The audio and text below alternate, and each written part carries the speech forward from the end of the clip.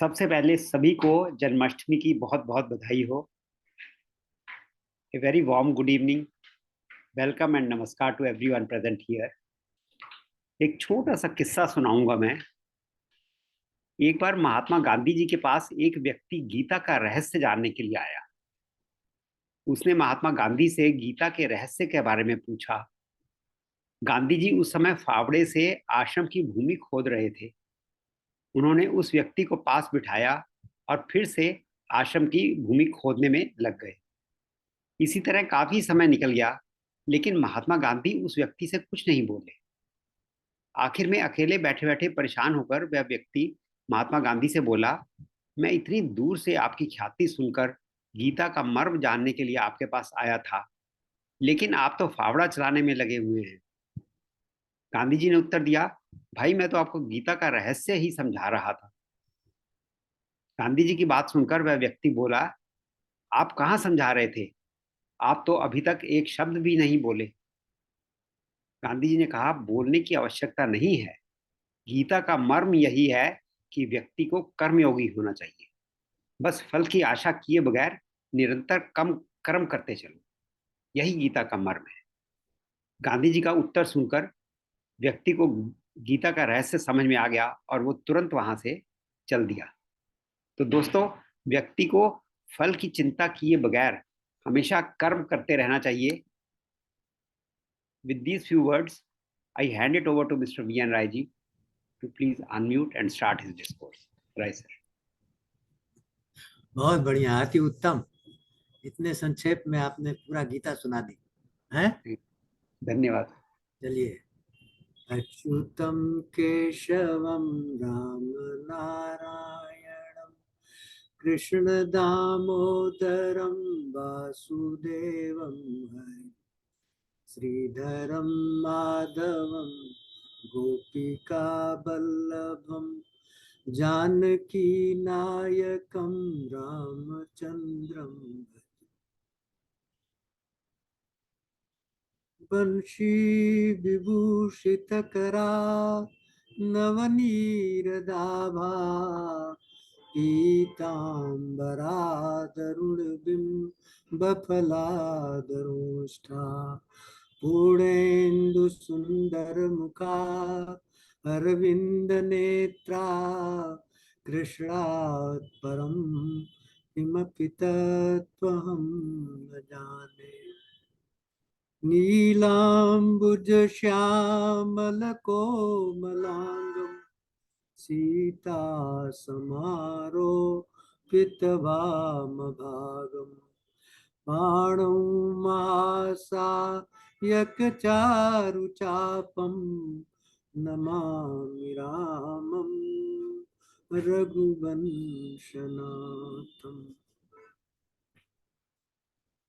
सौराष्ट्रे सोमनाथं च श्रीशैले मल्लिकार्जुनम् उज्जयिन्यां महाकालम् ओंकारं मल्लेश्वरम् परल्यां वैद्यनाथं च डाकिनी भीमशङ्करं श्वेतबन्धुरामेश नागेश दारुकावले वाराणस्या विश्वेशं त्र्यम्बकं गोमतीतटे हिमालये केदारनाथं च भुष्मे च हिमालये एतानि ज्योतिर्लिङ्गानि सायं प्रातः पठेत् नरः सप्तजन्म करं पापं स्मरणं विनश्यति।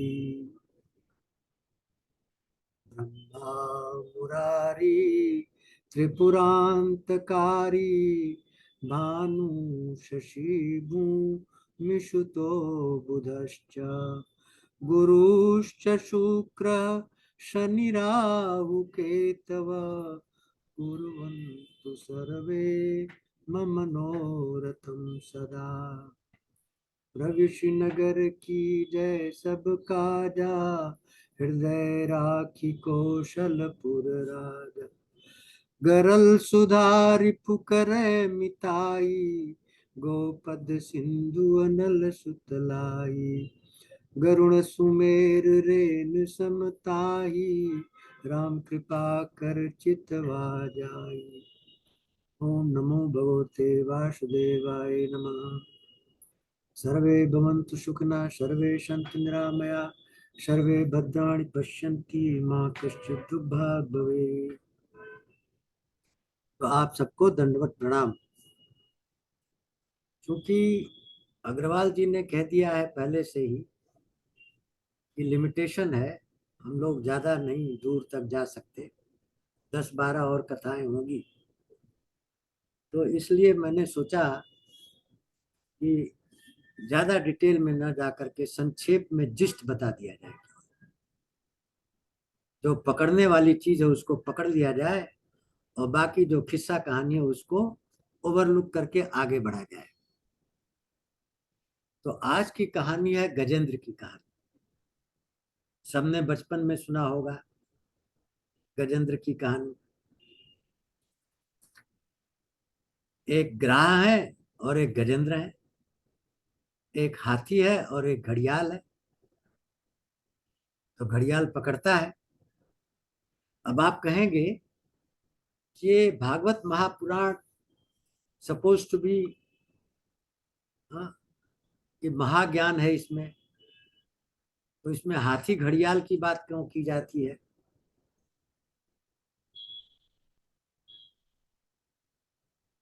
तो इसको क्लियर करने के लिए मैं ये बताना चाहता हूं आपको कि हमारा जीवन निरंतर है। जब तक हमें मोक्ष नहीं मिल जाता तब तक हम घूमते रहते हैं तरह तरह की योनियों में। और जब विकार सब खत्म हो जाते हैं, शुद्ध हो जाते हैं, ब्रह्ममय हो जाते हैं, तो ब्रह्म में लीन हो जाते हैं। तो ये जो दो प्राणी हैं, एक ग्राह और एक गजेंद्र, इनको पिछले जन्म में जब तक नहीं समझेंगे तब तक इस जन्म की कहानी समझ में कैसे आएगी कि क्या हो रहा है इनके साथ, क्यों हो रहा है इनके साथ? क्योंकि जीवन निरंतरता है। पिछले जन्म में ये ग्राह जो थे परम पवित्र गंधर्व थे।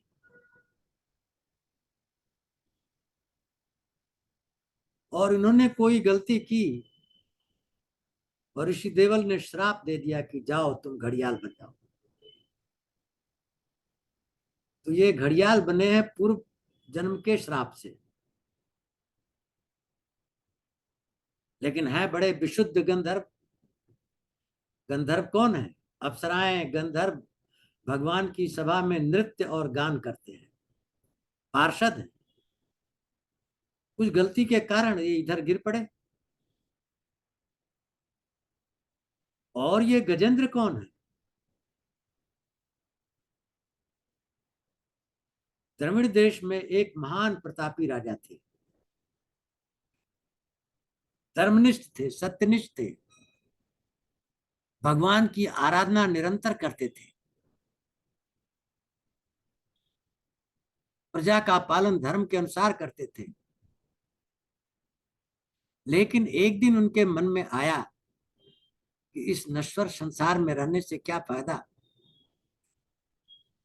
इसलिए वो सब राजपाट छोड़कर मलय पर्वत पर समाधि लगाने के लिए पहुंच गए। स्नान ध्यान किया, चित्त को एकाग्र किया, इंद्रियों को वश में किया, आसन लगाया, समाधि लगाने के लिए बैठे। उसी समय उधर से अगस्त ऋषि अपनी मंडली के साथ गुजर रहे थे। ये द्रविड़ देश की कथा है, साउथ में ही थे अगस्त ऋषि, कर्नाटक में। अब जब ऋषि मंडली के साथ गुजरे, साधारण नियम क्या कहता है? उनका सत्कार करना चाहिए, दंडवत करना चाहिए। नहीं हुआ। ऋषि ने देखा कि इसने 4 गलतियां की है। नंबर 1, ये राजा है, प्रजा का पालक है, प्रजा को छोड़ करके आ गया। इसका पहला धर्म है प्रजा का पालन करना। तुलसीदास जी ने कहा है रामायण में, जा सुराज प्रिय प्रजा दुखार, सो नृप अवश्य नरक अधिकारी। है राम जी दशरथ को भरत को समझा रहे हैं कि भरत, जा रहे हो अयोध्या में, राज कैसे करना है। जा सुराज प्रिय प्रजा दुखारी, सो नृप अवश्य नरक अधिकारी। जिस राजा के राज में प्रजा दुखी हो, वो राजा नरक में जाएगा। ये राजा प्रजा को छोड़ करके आ गया समाधि लगाने।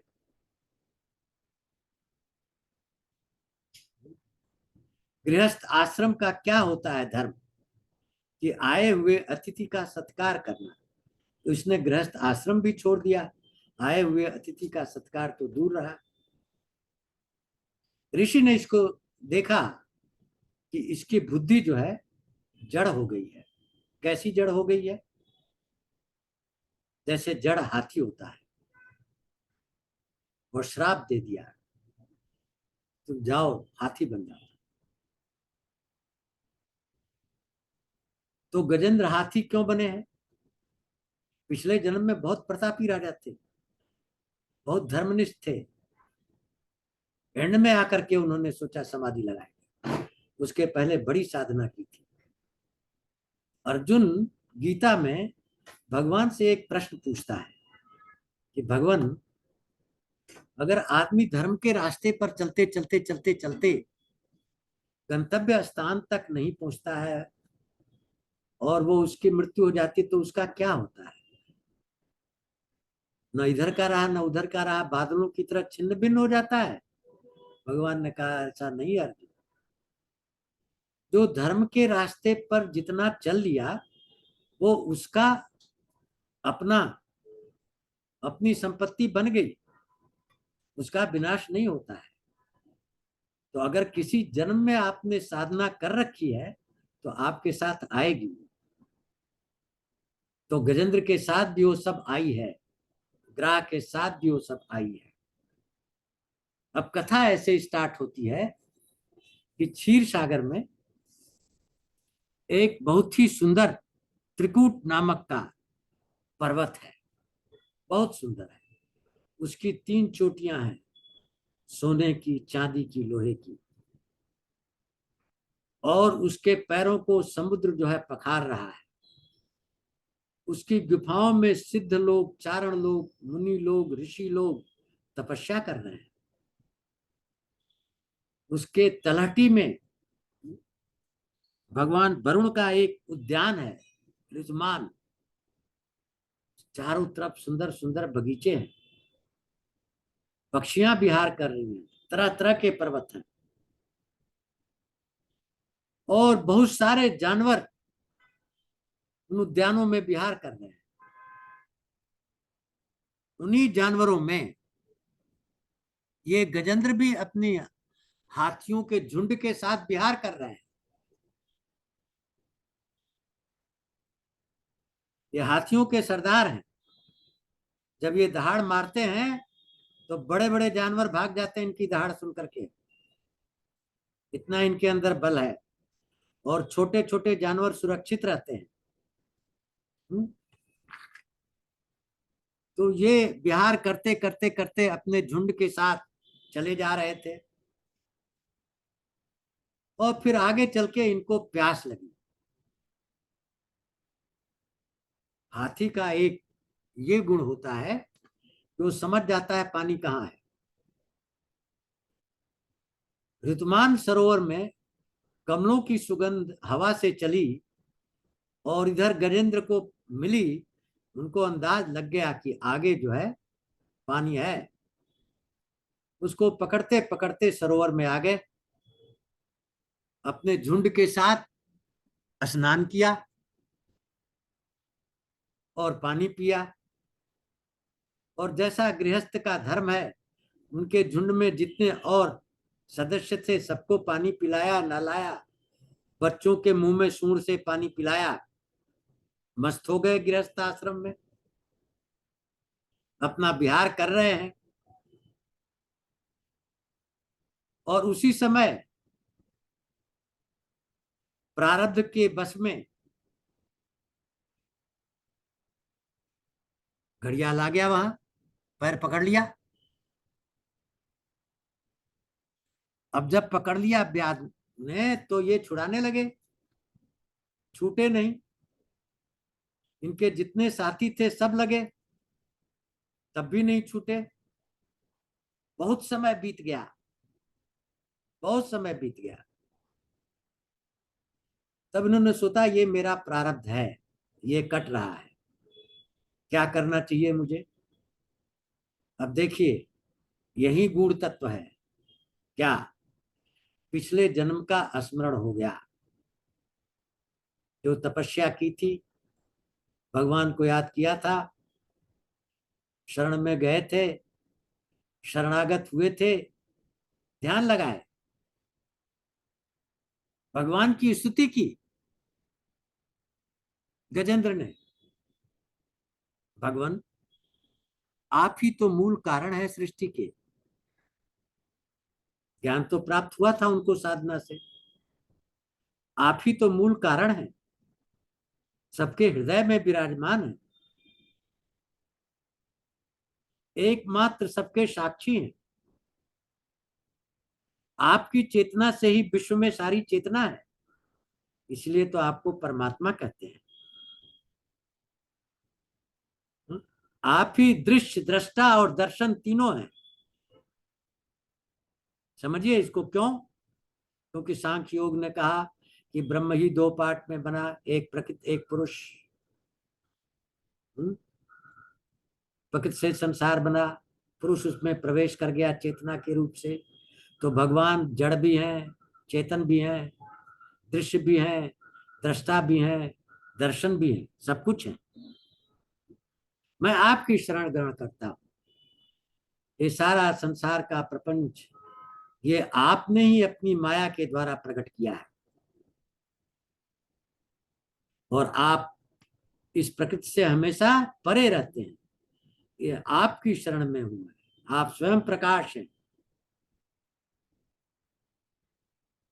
आप सबके कारण हैं और स्वयं के भी कारण हैं, और आपका कारण कोई नहीं है। इसलिए मैं आपकी शरण में आता हूं। आप तरह तरह के अवतार लेकर के नट की तरह लीला करते हैं, क्या प्राणियों को संदेश देते हैं अपनी लीलाओं के द्वारा। इसलिए मैं आपको प्रणाम करता हूं। और ऋषि मुनि अखंड रूप से ध्यान करके, सारे विकारों को छोड़ करके, त्याग करके आपके पास पहुंच जाते हैं। न आप कर्म है न अकर्म है, न रूप है न अरूप है, हा? न आप सत्य है न असत्य है, न आप जगत, कुछ नहीं है आप और सब कुछ है। यही तो भगवान की परिभाषा है। द्वंद्वातीत है, और माया के द्वारा द्वंद्व को ग्रहण भी कर लेते हैं। और जितने विवेकी पुरुष हैं, या तो कर्म संन्यास से या निष्काम कर्म से उनको प्राप्त कर लेते हैं। मैं आपकी शरण में। गजेंद्र ने स्तुति की बहुत लंबी चौड़ी।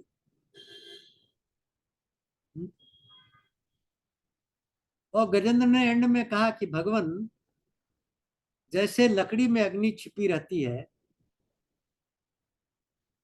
उसी तरह से सब पदार्थों में, जड़ चर अचर, सब में आप छिपे हुए हैं।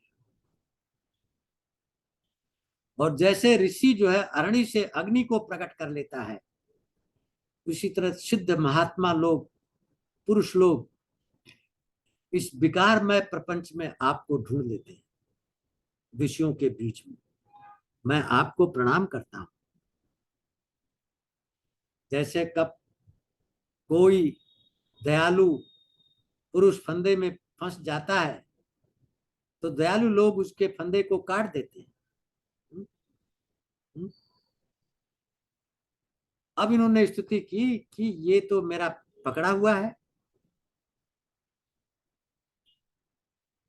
इतना टाइम गुजर गया, क्योंकि देखिए इसमें दो चीजें होती हैं। हाथी जो है वो जमीन का जानवर है। जब हाथी पानी में गया तो पानी में उसकी शक्ति कम हो जाती है, शिथिल हो जाता है, मनोबल भी कम हो जाता है। और ग्राह जो है पानी का जानवर है, वो जितने उद्यम कर रहा है उसका बल और बढ़ता जा रहा है। तो दोनों में अंतर बढ़ता जा रहा है, उसका बल बढ़ रहा है, इसका घट रहा है। और जब इस तरह से भगवान की स्तुति की, भगवान प्रकट हो गए गरुड़ पर सवार। क्यों? भक्त वत्सल है, पुराने जन्म में कमाया है ना भक्त ने। भगवान कृष्ण ने अर्जुन से कहा वो कभी नष्ट नहीं होता है, वो तुम्हारी संपत्ति बन जाती है। प्रार्थना स्वीकार हो गई, लेकिन उतना जो क्रेडिट था वो खर्च हो जाएगा। आप जो भी भगवान से मांगते हैं आपका क्रेडिट ही जाता है, जो आप क्रेडिट है उतना अकाउंट से चला जाएगा। अब भगवान प्रकट हुए, क्या किया भगवान ने? देखिए, दोनों प्राणी पिछले जन्म में अच्छे कर्म किए हैं, लेकिन कुछ थोड़ी सी अल्प त्रुटि के कारण उनको ये जन्म मिला है। वो श्रेष्ठ गंधर्व थे ग्राह जी, और गजेंद्र जी बहुत ही प्रतापी राजा थे, सत्यनिष्ठ, सत्य संकल्प। भगवान ने दोनों को निकाला, अपने सुदर्शन से ग्राह का मुंह हटाया। अब देखिए क्या होता है, सोचिए गूढ़ तत्व क्या है। जैसे ही आप भगवान का दर्शन करते हैं आपके सारे पाप नष्ट हो जाते हैं, दर्शन मात्र से।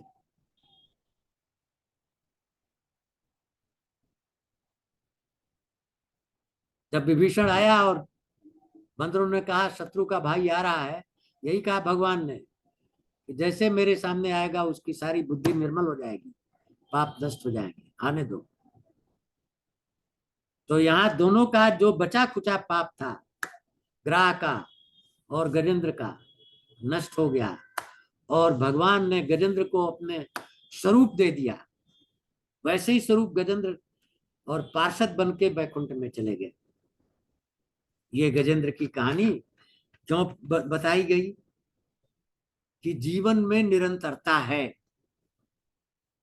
आप जो एक कर्म में करते हो दूसरे कर्म में कैरी ओवर होता है, उसका परिणाम निकल जाता है।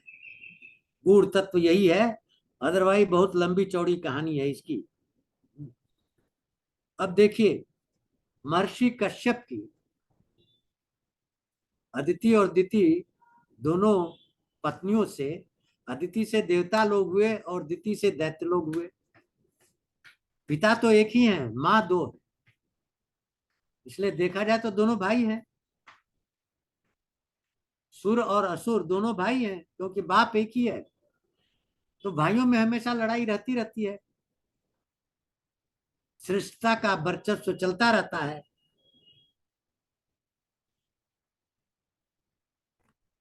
दैत्य और देव में लड़ाई रहती है।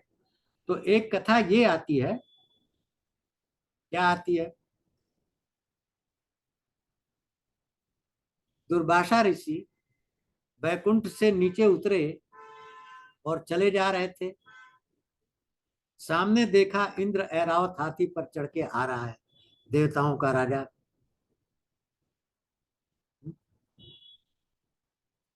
उनके हाथ में एक माला थी, प्रसाद के रूप में वो माला इंद्र को दे दिया।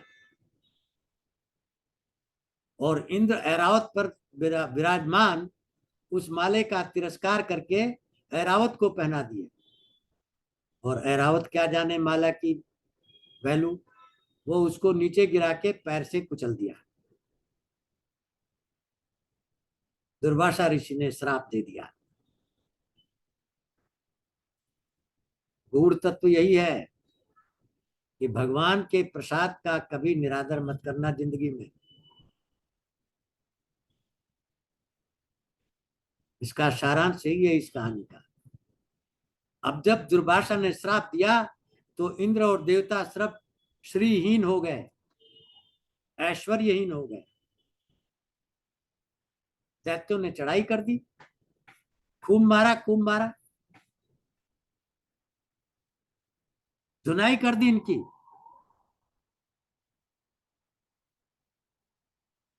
अब इन लोगों की सिट्टी पिट्टी गुम हो रही है, क्या करें।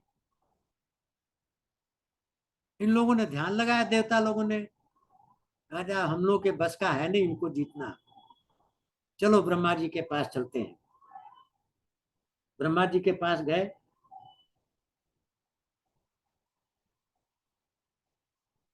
ब्रह्मा जी ने कहा देखो, भगवान सृष्टि की रचना करते हैं, स्थिति करते हैं और संहार करते हैं। रचना करते हैं रजोगुण से, स्थिति करते हैं, पालन करते हैं सत्वगुण से, संहार करते हैं तमोगुण से। इस समय उन्होंने सत्वगुण को एक्सेप्ट कर रखा है भगवान।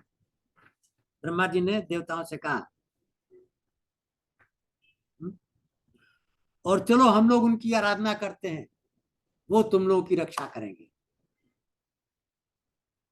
तो इस कहानी का सारांश भी यही है कि सब कुछ मिलेगा भगवान के ध्यान से, और भगवान का ध्यान कैसे करें, किसी गुरु के माध्यम से।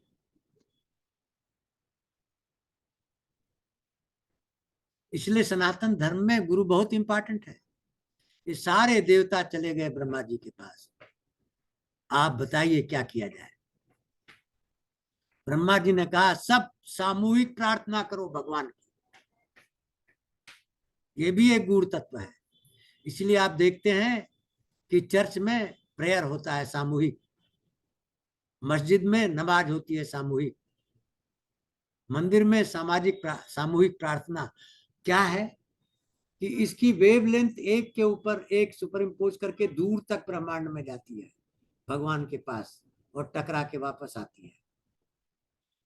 तो ये लोग ब्रह्मा जी के पास गए, ब्रह्मा जी ने भगवान की प्रार्थना की, अकाल पुरुष हो, ये सारी सृष्टि आपके आप निर्विकार हो, सत्य हो, अनंत हो, सबके हृदय में विद्यमान हो, स्वयं प्रकाश हो, प्राण मन बुद्धि सबको आप जानते हैं, आपको कोई नहीं जानता। आप चेतना को देने वाले हैं, चेतना आपको नहीं दे सकती। जब प्रलय हो जाता है तब सब सो जाते हैं, आप जगे रहते हैं। आप सबके दृष्टा हैं, आपको कोई देख नहीं सकता। इस तरह सारे उनके गुणों का वर्णन करना, इसको कहा जाता है स्तुति। स्तुति में भगवान के गुणों का, लीलाओं का वर्णन किया जाता है। और वर्णन करते करते मनुष्य जब लीलामय हो जाता है और उसमें डूब जाता है पूरी तरह, तब भगवान प्रकट होते हैं। लीलामय भगवान प्रकट होते हैं।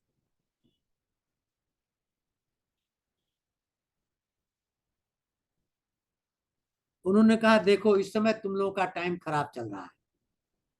क्यों?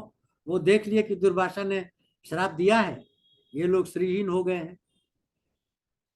तो उन्होंने कला बताई कि इस समय इस परिस्थिति में क्या करना चाहिए। ये सुनने वाली बात है। भगवान ने कहा कि जब समय खराब चल रहा हो तो धैर्य रखना चाहिए, नंबर 1।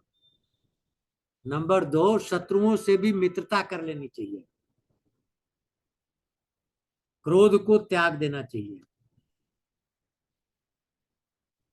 ये गूढ़ तत्व है इस कहानी की। और इनसे बोले कि तुम जाओ इनसे मित्रता कर लो, क्रोध मत करना, चले जाओ। और बोले हम आएंगे, तुम्हारा उद्धार करेंगे। क्योंकि प्रार्थना की है तो प्रार्थना तो जाएगी नहीं ना। तो क्या हुआ, जो भगवान ने समझाया था इंद्र जी को, ये राजा बलि के पास गए, दैत्यों के महाराज बलि। महाराज बलि के दैत्य देखे इंद्र बिना अस्त्र शस्त्र के आ रहा है, ललचाए अस्त्र शस्त्र लेके दौड़े।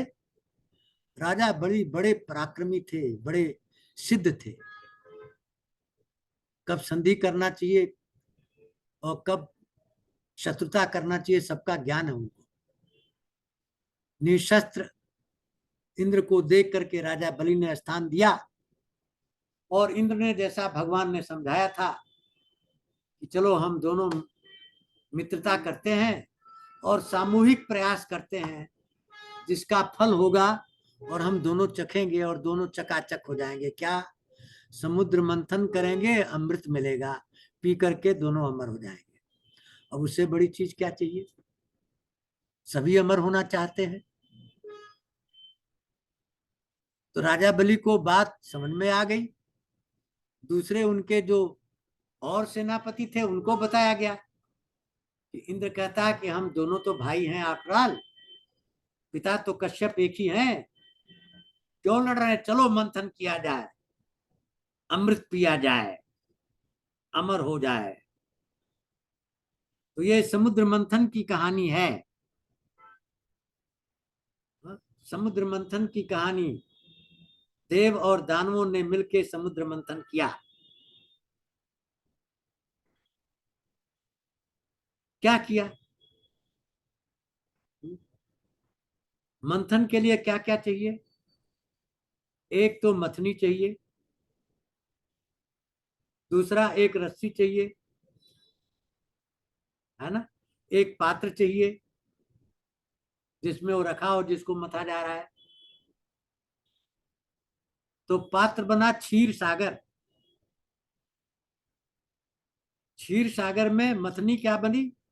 मंदराचल पर्वत, सबसे बड़ा पर्वत।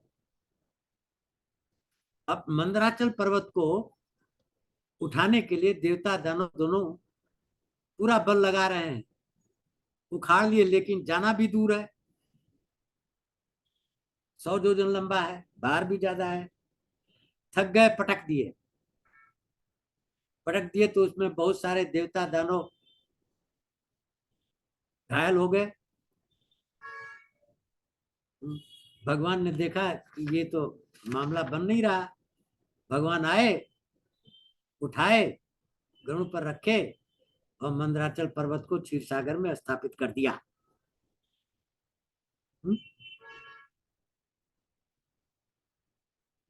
स्थापित कर दिया तो क्या हुआ?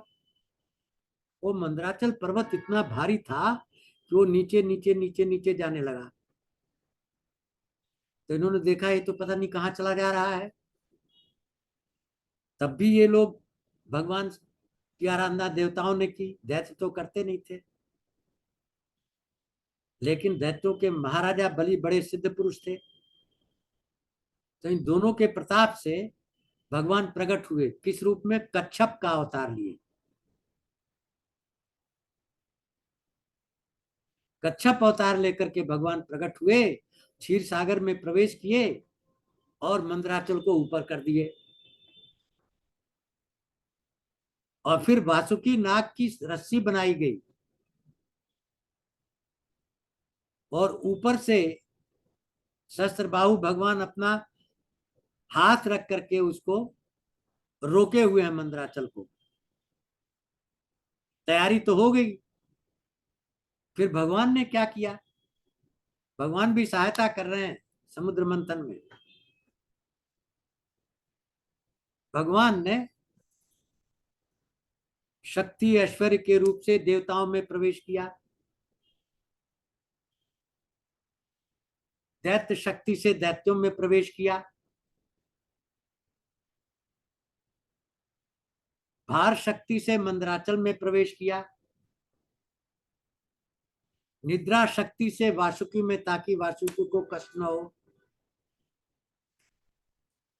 तो अपने ऐश्वर्य से भगवान ने सबको पावर दे दी। समुद्र मंथन आरंभ हो गया। अब वासुकी के मुंह की तरफ भगवान और देवता लोग खड़े हो गए। दैत्य ने कहा ये तो ठीक बात नहीं है, हम लोग भी शास्त्र को पढ़े हैं और पूंछ की तरफ खड़ा होना अशुभ माना जाता है। अब भगवान ने सिखाया था कि जो भी ये कहेंगे मान लेना, झगड़ा मत करना, क्रोध मत करना, किसी चीज की कामना मत करना। ये सूत्र पहले ही दे दिया है। ये लोग तुरंत मान गए। वो लोग आ गए मुंह की तरफ, राक्षस लोग, और ये चले गए पूंछ की तरफ, खींचने लगे।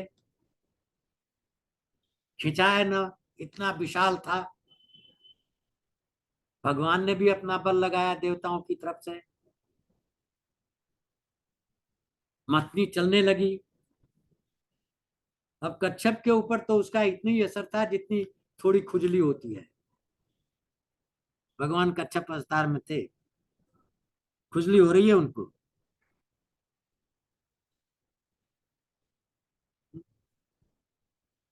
और जब सारा मंथन चालू हुआ, भगवान ने कहा था कि जो भी इसका प्रोडक्ट होगा, दैत्य लोग जो कुछ कहेंगे उससे झगड़ा मत करना, स्वीकार कर लेना, क्योंकि तुम लोग श्रीहीन हो और उनके पास शुक्राचार्य ने सारा बल दे दिया है, और भृगवंशियों ब्राह्मणों का उन्होंने सेवा की है। भृगवंशियों ने भी उनको बल दे दिया है। दैत्यों के पास अपार बल है, और तुमको दुर्वासा ने श्रीहीन कर दिया, बलहीन कर दिया। इसलिए उनकी बात मानते जाना। सबसे पहले हलाहल निकला, विष निकला। कौन लेगा विष? विष से सब जलने लगे, उड़ने लगी।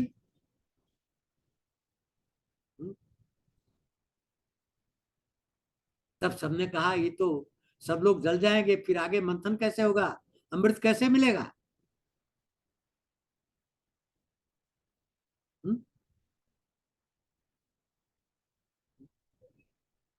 तो प्रजापतियों ने कहा कि चलिए, भगवान शंकर औघड़दानी है। औघड़दानी का मतलब तुरंत प्रसन्न हो जाते हैं, केवल एक लोटा जल दीजिए, प्रसन्न, और कुछ नहीं चाहिए। आशुतोष, चलो उनकी स्तुति की जाए। गए, भगवान पार्वती के साथ कैलाश में विहार कर रहे थे, खूब स्तुति की। इन लोगों ने उनकी बटरिंग की खूब। आपका जन्म ही विश्व कल्याण के लिए है। वो मनुष्य जो अपने प्राणों की आहुति देके आश्रितों को, प्राण को बचाता है, वही तो भगवान होता है, और कौन होता है। हम थोड़ी देर में आएंगे, ठीक है। तो भगवान प्रसन्न हुए, स्थिति थे, बोले क्या है? हलाल पकड़ा दिया, पी गए।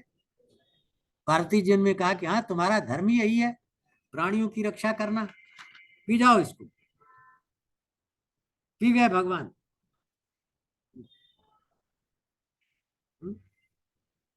शंकर जी ने विष पी लिया, मंथन हुआ। फिर दूसरा क्या निकला? कामधेनु। कौन लेगा भाई कामधेनु? किस काम आती है? जहां भी यज्ञ पूजन होता है, वहां घी दूध की जरूरत होती है, वो गाय से ही मिलता है। कौन करता है? ऋषि लोग करते हैं। कामधेन ऋषियों को दे दी गई, ले जाओ तुम लोग, तुम्हारे काम की चीज है, ले जाओ। ऋषियों को दे दिया गया। उसके बाद फिर मंथन हुआ, उच्चैश्रवा घोड़ा निकला। राजा बलि ने कहा ये मुझे चाहिए। अब भगवान ने सिखाया था कि तुम लोग झगड़ा मत करना। इंद्र ने कहा हाँ हाँ, ले लीजिए ले लीजिए, ये आप ही का है। प्रसन्न हो गए राजा बलि। फिर चौथा निकला है रावत हाथी। बलि ने कहा हमें नहीं चाहिए, ले जाओ। इंद्र ले लिए रावत हाथी। पांचवा निकली कौस्तुभ मणि। भगवान ने मणि ले ली। छठवां निकला कल्प वृक्ष, सब कामनाओं की पूर्ति करता रहता है। और सातवां अप्सराएं प्रकट हुई, जो भगवान के दरबार में नृत्य करती हैं। और आठवां लक्ष्मी जी प्रकट हुई, इतनी सुंदर, इतनी आभामय कि दैत्य और देवता दोनों लालायित हो गए। हमें चाहिए, हमें चाहिए। उन्होंने शर्त रखी बहुत सारी। क्या? यही तो गूढ़ तत्व है इसमें।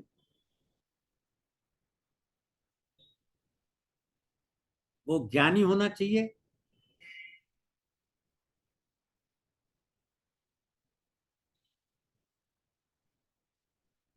ज्ञानी होगा तो उसको क्रोध नहीं होगा, लेकिन तुमको तो क्रोध होता है।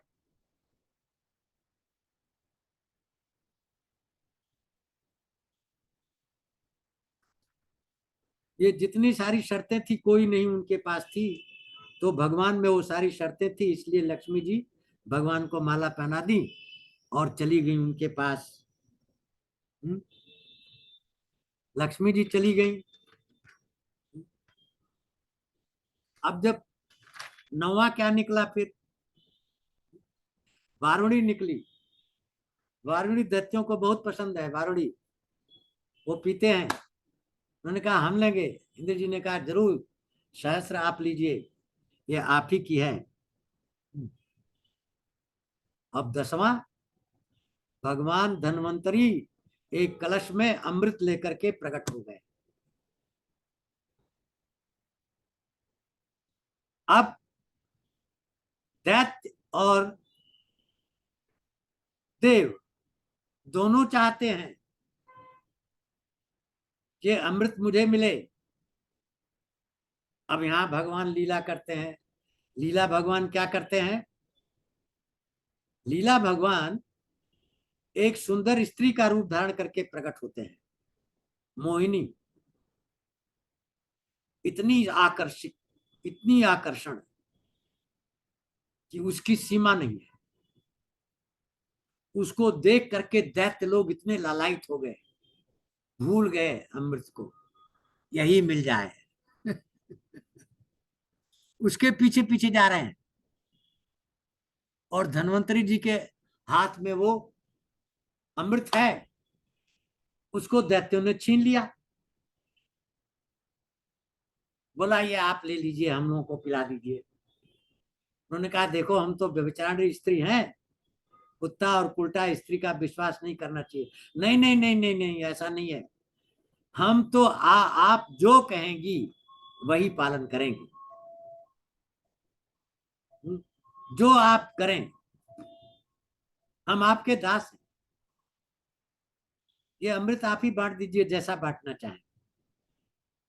अब वो लोग अमृत तो भूल गए, इस इनके पीछे पड़ गए हैं। मोहिनी ने क्या किया? बोला ठीक है, आप लोगों ने हमको स्वीकार कर लिया है, हम जो भी करेंगे उसको आप क्वेश्चन नहीं करेंगे, इसलिए आप लोग पाती में खड़े हो जाइए। एक तरफ दैत्यों को खड़ा कर दिया, दूसरी तरफ देवों को खड़ा कर दिया, खड़े रहिए। दोनों खड़े हो गए। उसके बाद कलश लेके उधर गई दैत्यों की तरफ। वो तो कलश भूल गए, उन्हीं को देख रहे हैं, एक टकली लगा के टक टक टक टक टक टक देख रहे हैं। यही मिल जाती, गोली मारो इस अमृत को। और उसके बाद उनको झांकी दिखा करके दूसरी कतार में जा करके देवताओं को अमृत पिलाने लगी। तो वहां राहु जो है देवता बन के पी रहा था। चंद्रमा और सूर्य ने उसकी पोल खोल दी। भगवान ने वो चक्र से उसका सर काट दिया, सर तो अमृत हो गया और धड़ जो है नीचे गिर गया। और इस तरह से अमृत पिला दिया देवताओं को, उनकी बुढ़ापा गायब हो गई, वो तो अमर हो गए। देवताओं के साथ ये कर दिया मोहिनी रूप धारण करके। दैत्यों को समझ में आया अब कि ये तो भगवान ने छल किया हम लोगों के साथ। देवताओं का साथ लेकर के अमृत उनको दे दिया और हमको भूखा रखा। गड़बड़ बात है ये। उन्होंने फिर संग्राम छेड़ दिया, चढ़ाई कर दी। उसी का नाम है देवासुर संग्राम। देव और असुर का संग्राम, भयंकर संग्राम हुआ है कश्यप ऋषि के दोनों संतानों का। एक तरफ देवता, दूसरी तरफ दैत्य। आप जानते हैं, मैंने पहले भी आपको बताया था कि दैत्य लोग साधना में बड़ी कठोर साधना करते हैं और जल्दी फल प्राप्त कर लेते हैं।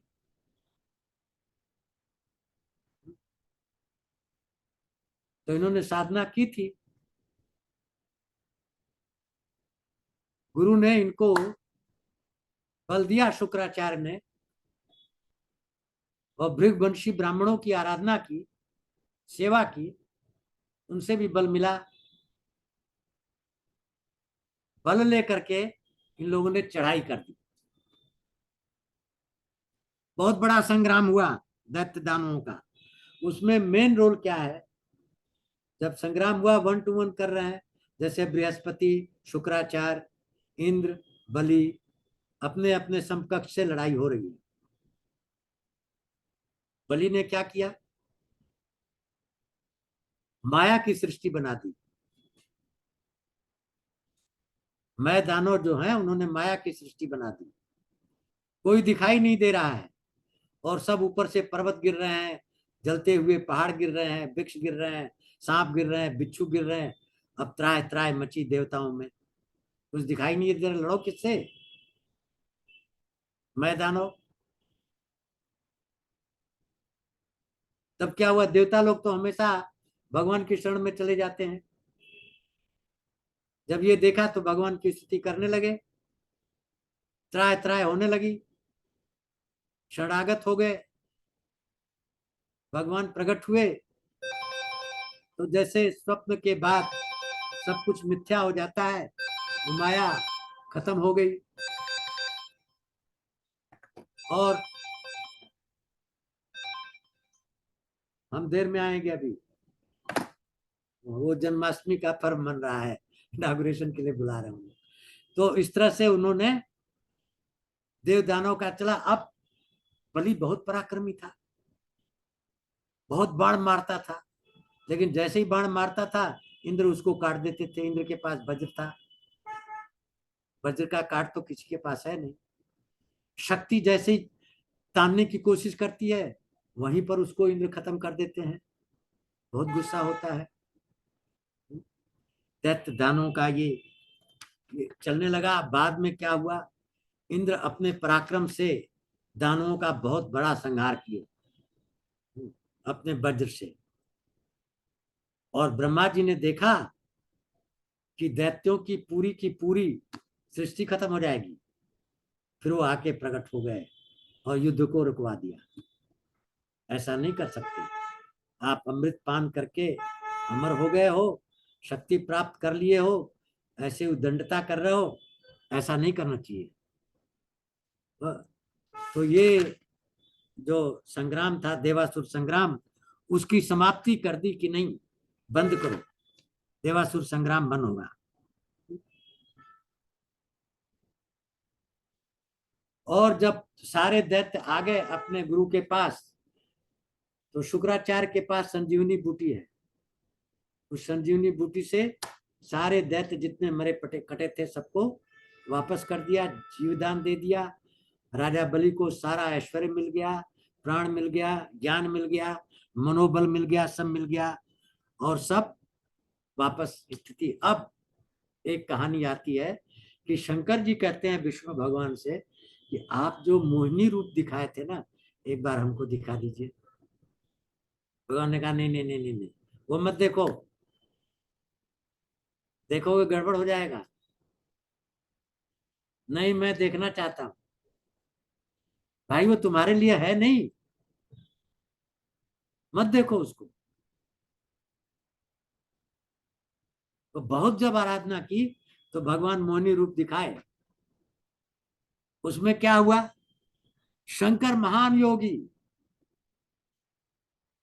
इतने महान योगी शिव जी मोहिनी को देख करके इतने मोहित हो गए कि उनके वीर का स्खलन हो गया। अब आप देखो, जहां जहां वो पड़ा वहां सोने और डायमंड की खान बन गई। तो ये कहानी है कि शिव जी ने मोहिनी रूप जब दर्शन किया अपने को रोक नहीं पाए। एक दूसरी कहानी आती है,